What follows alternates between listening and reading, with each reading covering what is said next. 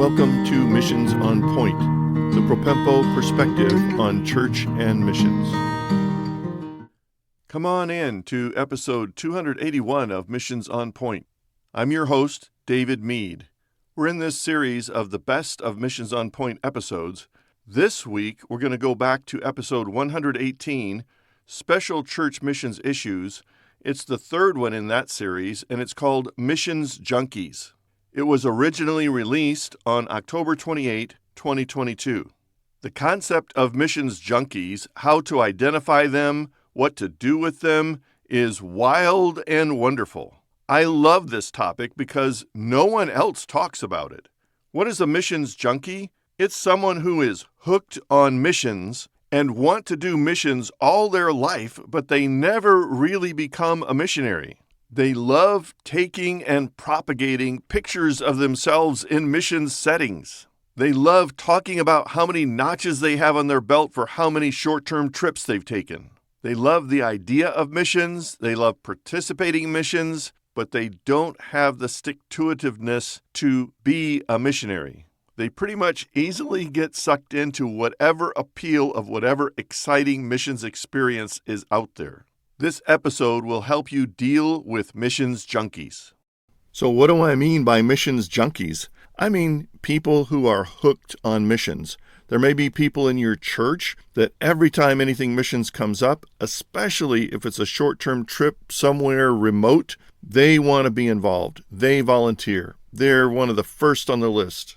They're excited about it. They love it. They want to put another notch on their belt of having taken another missions trip. You may know of people that are not even connected with a local church, that just kind of bang around from one source to another, from one place of opportunity to another, to go on missions trips overseas, whether it be for a week or a month or a year. What is great about missions junkies? What is not great about missions junkies? And how do you handle them? How do you guide them, coach them, help them to be the most effective for your church missions ministries and not just accumulating a huge backlog of pictures and notches on their belt? Here's a real quick definition. A missions junkie is a person who, quote, feels called, end quote, to be involved in personal participation in missions, but not necessarily long-term involvement or giving of personal resources for others to do missions. This is a generalization. I'm sure there may be exceptions. What is a profile of a missions junkie? Obviously, this has to be stereotypical, and again, there may be exceptions, but typically, a missions junkie starts when they're young. They're not in a career track. That is, they don't have a demanding work schedule, 9-to-5 kind of job that depends on them to be there a lot, and they are able to pick up and move and do things sort of on whatever opportunity shows up. They're enthusiastic, they're broadly friendly, and a good communicator, knowing that being friendly and a good communicator has a larger social acceptance, and that's necessary to raise funds for their missions involvement. Obviously, motives that are not self-disclosed are impossible to really plumb the depths of. However, these missions junkie people need to have their motives and direction guided and shaped to real missions goals and real church missions goals. There are some great things about missions junkies if you have one or more in your church. First off is they are very enthusiastic about missions. Secondly, generally they understand the biblical priority of missions and its necessity in our world in order to reach people for Christ. Thirdly, they actually do have skills and personality bent toward being involved in missions and can be a great asset in the field ministry work, however short or long a term it may be. They might have language and cross-cultural skills. They might bring other skills and even tools to the table to help with whatever project or cross-cultural mission trip, short-term or long-term, you may have through your church. They may have freedom and ability to travel more easily than most other people in the congregation. Because of their generally gregarious nature, they tend to be good leaders of teams. One of the greatest assets of a short-term missions project or team is that people who want to be a part of that group will do almost anything and study and be willing to go through a rigorous training program in order to qualify to be a part of that specific team. Hopefully, your missions junkie friend is willing to do that so that if they go on multiple trips over a period of time, they're getting better and better trained for longer-term commitment to missions. In fact, as we recommend in Propempo training, this is one of the tools that you use to train long-term missionaries, is greater and greater exposure to targeted missions involvement. Missions junkies can be a great asset in your overall church missions program because they may be able to be shaped and guided in such a way to continue to give value add to everyone in the congregation through their influence and involvement, even though that may mean that they don't get to go on as many trips as they want to. They can be involved in the mobilization and training aspect to good effect. The missions junkie, if they are responding well to authority and a good team player, might make a good missions team member. Their experience and passion for missions might make them a good point person for a care group for a specific missionary that your church is supporting. I guess the point I'm making is that if the church recognizes a person who might be a missions junkie, you can guide them to have a very positive impact on the overall missions ministry of your church, rather than simply cave into feeding their passion for their personal involvement, which might even exclude others because others are not joining the trip. The trip is already full, and it's got a couple of missions junkies that go on every trip. Who signed up first? I know of great examples of really good missions junkies who have made a fantastic contribution to their church by regularly giving of their time, their tools, their finances to lead trips for specific purpose multiple times over the course of years, and have been a tremendous help and encouragement to people on those teams because they're others-centered in the impact of what they're doing, not just the actual project on the field, but the impact on the team of giving people a heart for missions and training them to understand the complexities and challenges facing missionaries. Even then, it's probably a good thing to give the missions junkie a break every few years or so to just kind of recalibrate and help shape their vision for what they're doing and how they influence people, both the target population on the field, the missionary host of a short-term trip, and the church people themselves.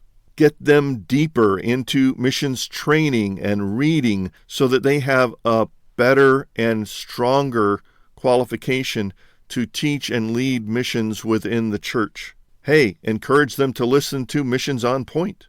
Unfortunately, there are bad examples of missions junkies as well.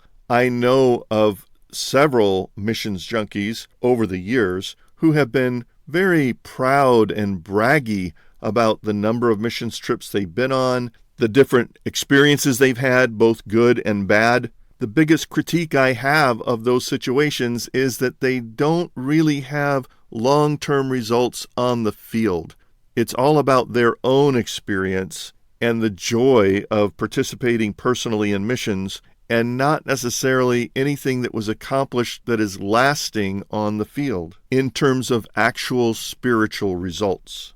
I get a bad taste when I hear from those missions junkies raising funds again for some other missions trip, whether or not it's sponsored by the church or it was their own idea, or they're going out under some third-party parachurch missions organization, or they're doing some other training in some other continent.